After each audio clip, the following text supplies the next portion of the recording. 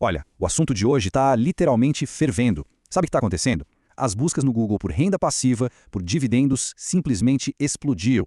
Com a bolsa lá nas alturas, a pergunta que não quer calar é: onde é que está o dinheiro de verdade? É por isso que hoje a gente vai seguir o rastro dos dados para separar o joio do trigo, as verdadeiras vacas leiteiras da bolsa, daquelas que são, na verdade, perigosas armadilhas de valor. Bora começar essa análise? E o pano de fundo é esse aqui, ó. Ibovespa beirando os 200 mil pontos. É um recorde, né? Um número que enche os olhos e acaba criando essa verdadeira febre por dividendos. Só que nesse ambiente, a diferença entre um setor e outro é brutal. Então, assim, não adianta só olhar para o índice, para o número grande. A gente precisa ir mais fundo, olhar para dentro das empresas. E é exatamente isso que a gente vai fazer agora. Vamos usar os dados para sacar quem está nadando de braçada e quem está correndo o risco de ser levado pela maré. E toda essa busca por bons pagadores de dividendos nos leva, inevitavelmente, a um grande duelo. Um confronto que está moldando as carteiras de renda passiva hoje. De um lado, a gente tem a segurança, a previsibilidade, do outro, o risco e aquela promessa de retornos assim explosivos. É a famosa batalha entre estabilidade e volatilidade. E a escolha feita aqui, ela impacta diretamente o futuro de qualquer carteira. Então, olha só que interessante. A gente está falando de duas filosofias de investimento completamente diferentes. De um lado, as chamadas vacas leiteiras, né? Pensa em BB Seguridade, pensa em Vivo, empresas que são sinônimo de previsibilidade, de resiliência, de um caixa que entra todo mês de forma constante.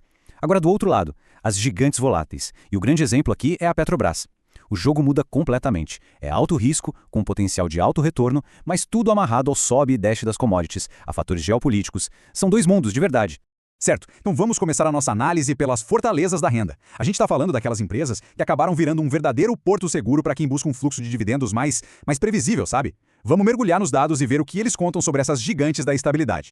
E a nossa primeira parada é BB Seguridade. Para a gente entender o que está acontecendo em 2026, a gente precisa dar um passinho para trás para 2025. E o que aconteceu lá foi histórico. A empresa entregou um lucro líquido recorde, 9,1 bilhões de reais. E o mais impressionante de tudo, ela pegou esse dinheiro e distribuiu quase 100% em dividendos. Foi literalmente uma festa para os acionistas. Só que isso, claro, colocou a régua lá no alto.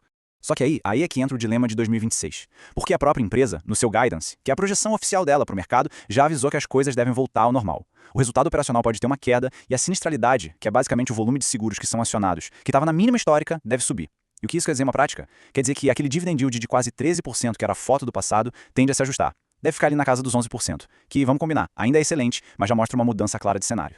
Beleza, agora vamos para outra fortaleza da nossa análise, a Vivo. E aqui a história é um pouco diferente. Se a BB Seguridade está passando por esse momento de normalização, a Vivo se destaca como uma verdadeira muralha de previsibilidade. A tese de investimento aqui é outra. Ela se baseia numa geração de caixa super resiliente, num modelo de negócio com barreiras de entrada altíssimas e, claro, numa saúde financeira que é, olha, impecável.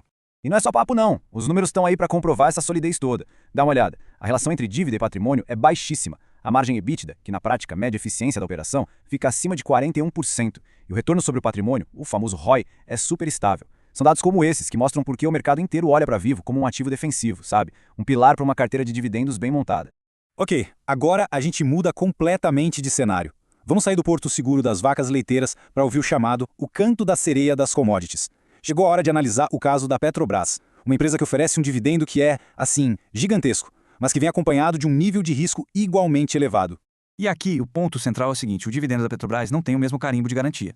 Ele está diretamente ligado ao preço do petróleo no mercado internacional. Então uma tensão geopolítica lá do outro lado do mundo pode fazer o preço disparar e com ele os dividendos, mas o contrário também é verdade. E além disso tudo, ainda tem o risco de governança, né? E a necessidade constante da empresa de equilibrar o que ela paga para o acionista com os investimentos pesadíssimos que ela precisa fazer. É uma corda bamba.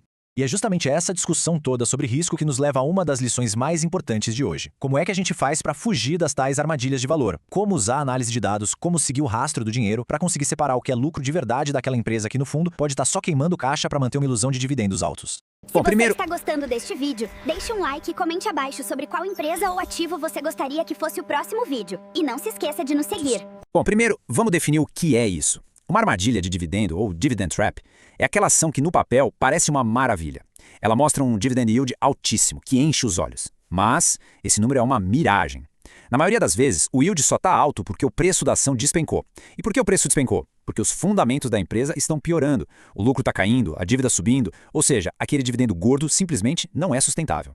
Tá, então, como a gente se protege disso? Olha, tem um checklist básico, 4 passos práticos.